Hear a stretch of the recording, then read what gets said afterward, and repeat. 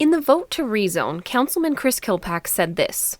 With my decision tonight, I've been based on neighboring properties, on other situations, and on the open space that's available there. And he brings up a very valid question. Why can't you move and just farm somewhere else? Let's talk more about that. Firstly, the market, meaning the wills and demand of the people living right here in Utah County, support agritourism and recreation, but not necessarily fresh-grown food. Our seasonal events rely on being within a convenient distance from the 700,000 people living in Utah County. The further you move away from the center of the valley, the less attendance and therefore less viability. Second, even though people don't need or want veggies right now, it would be reckless and short-sighted to get rid of some of the best soil in the state. Here's a very clear example. Salt Lake City and Manti City. They were both settled around the same time.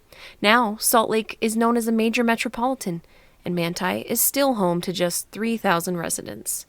It's because of good growing land. When people are fed, they populate. Manti is too cold and too dry for prime farming conditions, and even though they have long since paved over all the farmland in Salt Lake, those prime climate conditions were the springboard for their growth. USU extension agents have said about this specific 14-acre parcel that they can provide records that show the ground has been farmed for the last 100 years and potentially longer.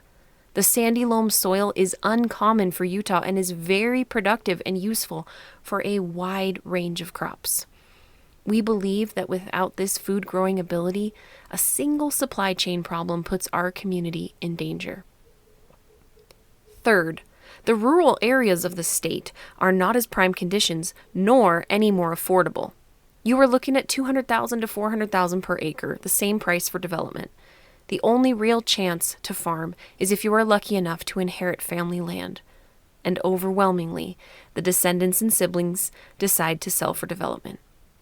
Lastly, we have invested everything possible, labor, loans, and love into this project for 15 years.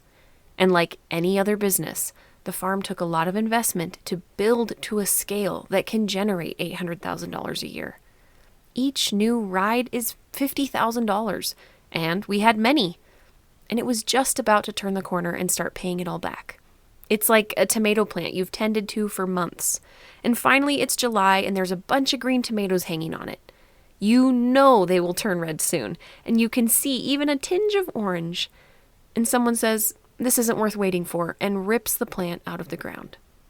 So at this point, we have exhausted all the possible resources that two 20-year-olds, who are now 30-year-olds with young children, could muster.